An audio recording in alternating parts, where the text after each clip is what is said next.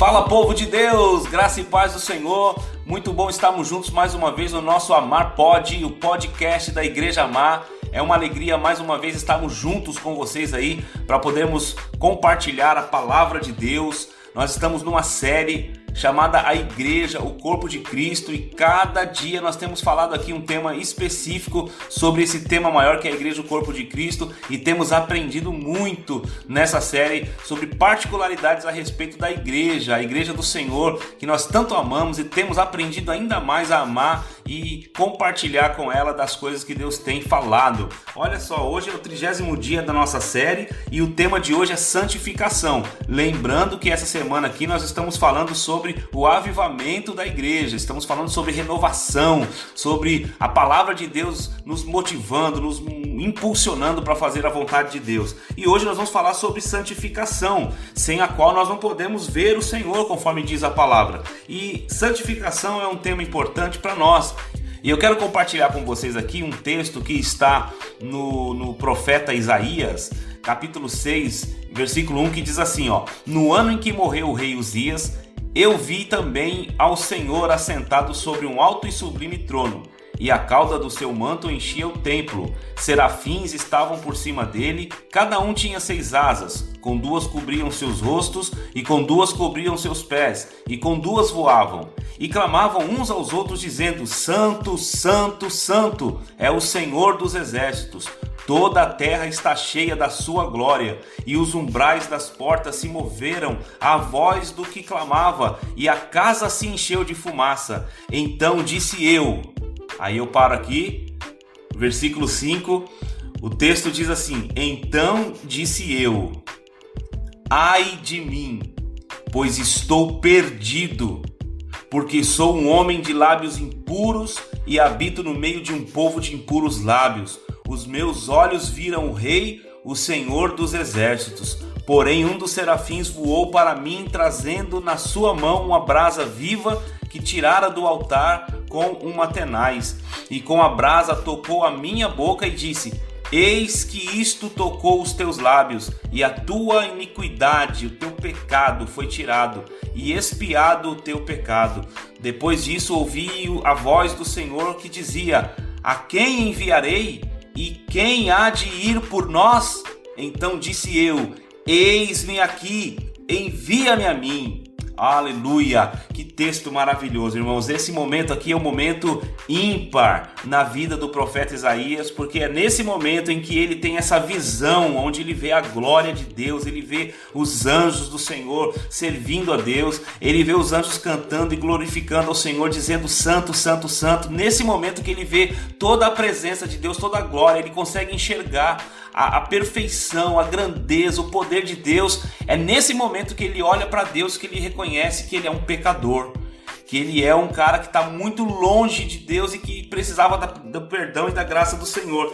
E é nesse momento que ele diz no versículo 5: ai de mim, eu estou perdido, em outras palavras, eu vou perecer aqui, eu vou sucumbir diante da presença de Deus. Deus vai me fulminar, Deus vai acabar comigo, porque a santidade de Deus é tão grande que o nosso pecado incomoda a santidade de Deus, e a ira de Deus se acende sobre todo o pecado, e consequentemente o pecador ele é consumido por causa do seu pecado. Então Deus, de forma justa, teria todas as prerrogativas para nos condenar por causa dos nossos pecados. Mas sabe o que aconteceu, meus irmãos? Eu tenho uma boa notícia para vocês aqui. Jesus Cristo decidiu nos amar. Deus decidiu nos amar e perdoar os nossos pecados por intermédio do sacrifício de Jesus. E olha que interessante, um texto que tem aqui no Provérbios, capítulo 28, versículo 13, que diz assim: quem esconde os seus pecados não prospera, mas quem os confessa e os abandona encontra misericórdia.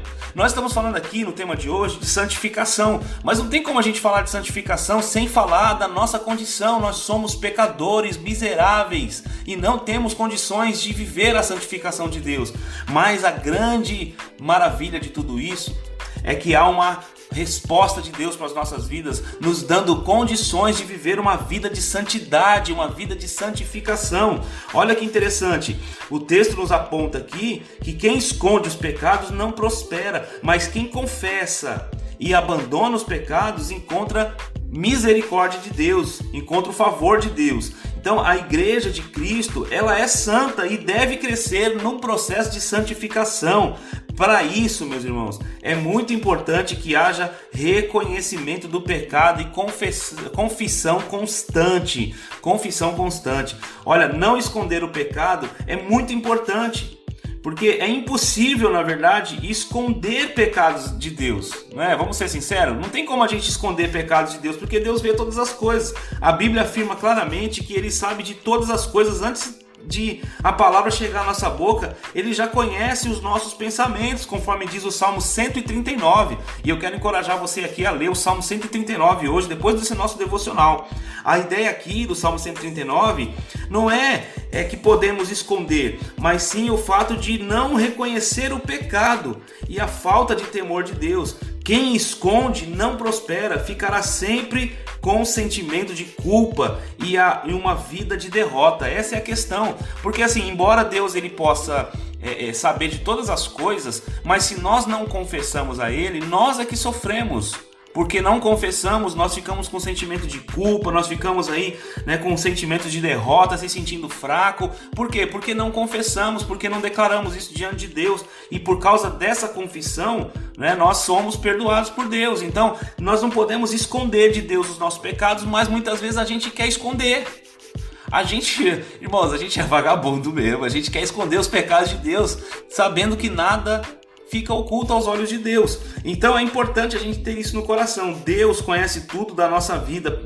Portanto, a segunda parte do versículo é um conselho do próprio Deus que tem duas partes importantes. Primeiro, não esconda. Você não tem como esconder o seu pecado de Deus. Então, confesse o seu pecado para Ele, que é a segunda parte. A confissão é um reconhecimento do nosso pecado e a nossa confiança na misericórdia de Deus demonstrada no sacrifício de Jesus Cristo na cruz. A Bíblia afirma, sabe o quê? Que o sangue de Jesus Cristo nos purifica de todo pecado. 1 João, capítulo 1, versículo 7. Se não houver reconhecimento, meus irmãos, não haverá confissão. Porque se a gente não reconhecer e chegar à conclusão de que somos pecadores, não haverá confissão, não haverá necessidade de confessar. Sabe, o momento que eu consigo me reconciliar com a minha esposa é quando ela consegue expressar para mim e me mostrar que eu errei. E aí eu peço perdão para ela e a gente se acerta. É assim que funciona no relacionamento conjugal, no relacionamento com as pessoas. Se não houver o reconhecimento, não haverá confissão. E se eu não confessar, não terei o perdão de Deus. Essa é a verdade. As pessoas pensam que o perdão de Deus é automático, né? Porque Ele conhece os meus pecados, Ele é onisciente, né? Ele sabe de todas as coisas, então Ele não precisa ficar falando para Ele, porque Ele conhece, então Ele já perdoa, é automático. Não, irmãos, não é assim. Não é assim que funciona, pelo menos é o que a palavra de Deus diz, não é o que eu quero que seja, mas é assim que é. E a grande questão é o seguinte, né? O salmista, ele pediu a Deus: sonda-me, ó Deus, e conhece o meu coração. Prova-me e conhece os meus pensamentos. Vê se há em mim algum caminho mau e guia-me pelo caminho eterno. Agora, como é que nós somos convencidos dos nossos pecados? O texto de Isaías mostra que Isaías se deparou com a presença de Deus. Quando a gente se depara com a presença de Deus, não tem outro caminho pra gente, irmãos. Nós vamos reconhecer que Deus é santo, que Ele é soberano, que Ele está acima de todas as coisas, mas ao mesmo tempo que a gente reconhece a grandeza de Deus, nós reconhecemos a nossa pequeneza. Nós reconhecemos o quão pequeno nós somos, e quando reconhecemos quão pequeno e miseráveis nós somos, nós temos então condições de reconhecer os nossos pecados, as falhas.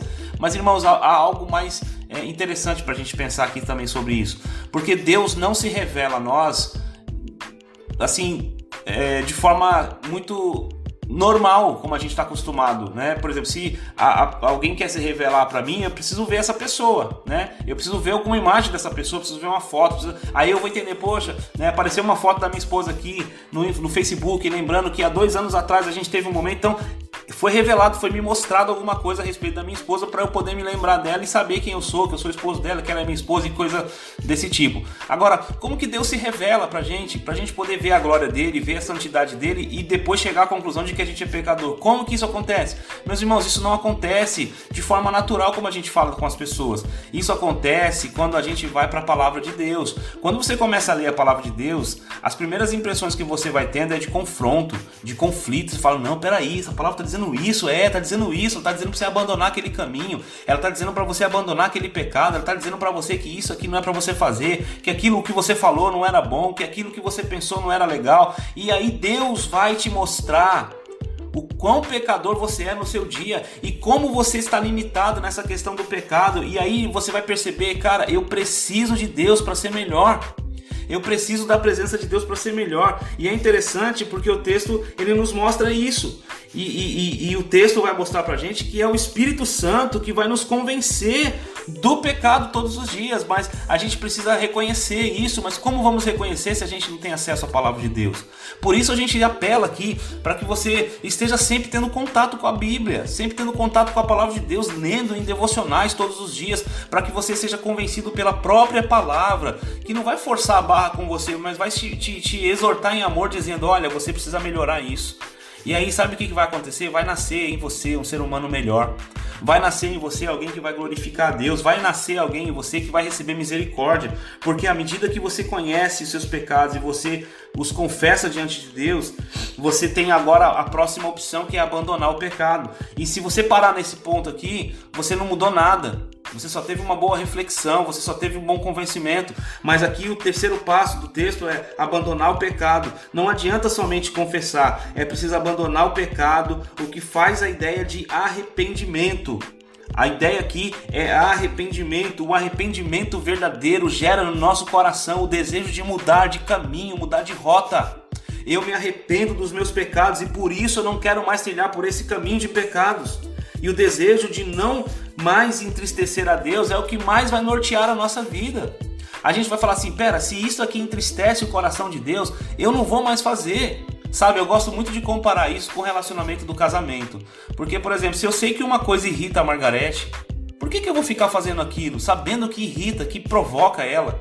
Por que eu vou fazer uma coisa que entristece o coração da minha esposa, conscientemente sabendo que isso provoca o coração dela, entristece o coração dela? Então isso é lógico, faz parte da lógica, não faz sentido eu continuar numa prática que eu sei que não agrada a Deus, que eu sei que está totalmente contrário à vontade de Deus e que pelo contrário entristece o coração de Deus.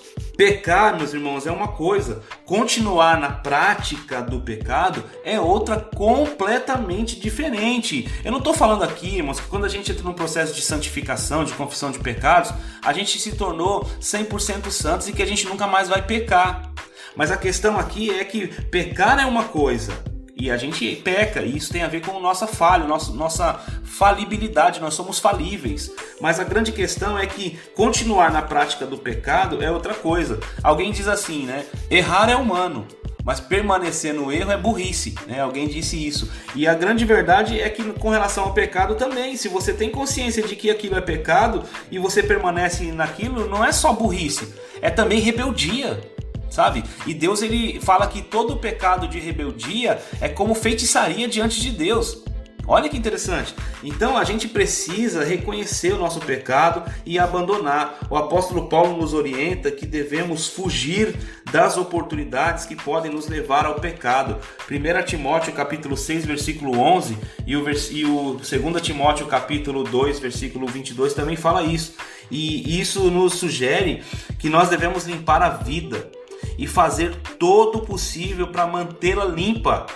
O Dr. Bill Bright, fundador da Cruzada Estudantil e Profissional para Cristo, dá uma excelente sugestão aqui que eu quero compartilhar com vocês aqui nessa hora. Ele diz assim, ó: tome uma folha de papel e um lápis. Meu irmão, faz isso agora se você puder. Toma uma folha de papel e um lápis ou um aplicativo do seu celular aí para que você possa fazer e tomar notas.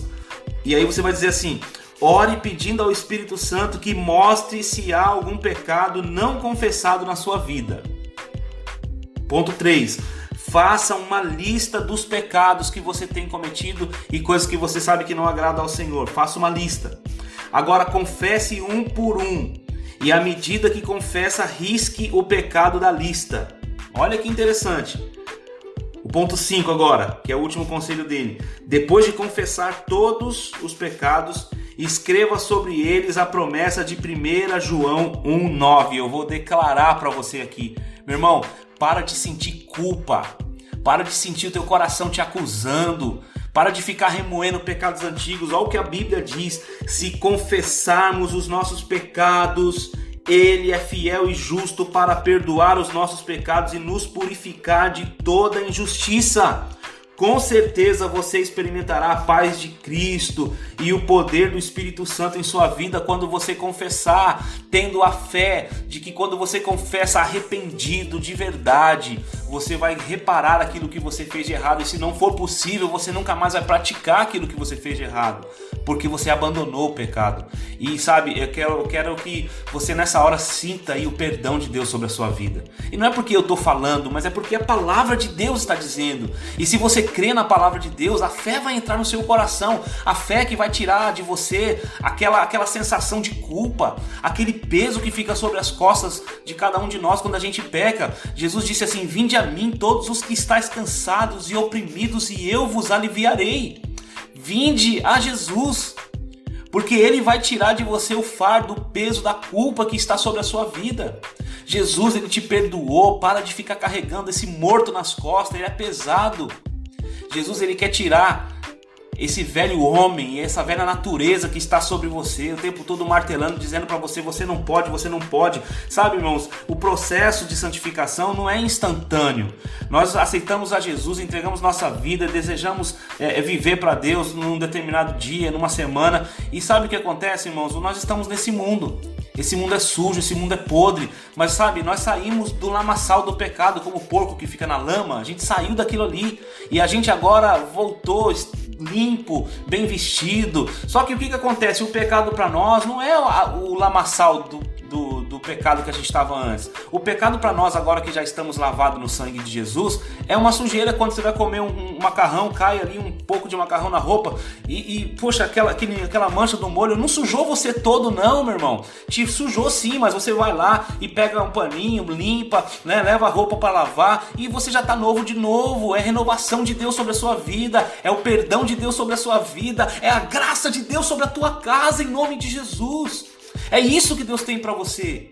A santificação não é algo instantâneo, mas é um processo de Deus na sua vida, onde todos os dias você vai se tornando parecido com Cristo, onde todos os dias o Espírito Santo vai agindo na sua vida, no seu coração. Mas Ele não vai fazer isso, irmãos, de forma miraculosa, no meio de tudo que você está fazendo, das distrações. Não, separe tempo para Deus, faça de Deus sua prioridade, né? Que Deus possa ser aí a sua prioridade, que você possa ter momentos onde você vai ler a palavra com todo o coração, com todo o desejo. Nós falamos na semana passada, leia o livro de João, né? E o Evangelho de João, para você poder conhecer melhor alguns detalhes. A palavra de Deus vai começar a tocar seu coração, vai mostrar pecados. Eu queria que hoje, nessa semana, nós lêssemos aí as cartas de João. Primeira, segunda e terceira carta de João, para a gente refletir durante essa semana. Meu irmão, Deus te abençoe. Eu creio que essa palavra, ela é um divisor de água na sua vida, que Deus vai mudar realidades através dessa palavra, porque você vai colocar ela em prática. Eu creio nisso, eu creio que você vai colocar essa palavra em prática hoje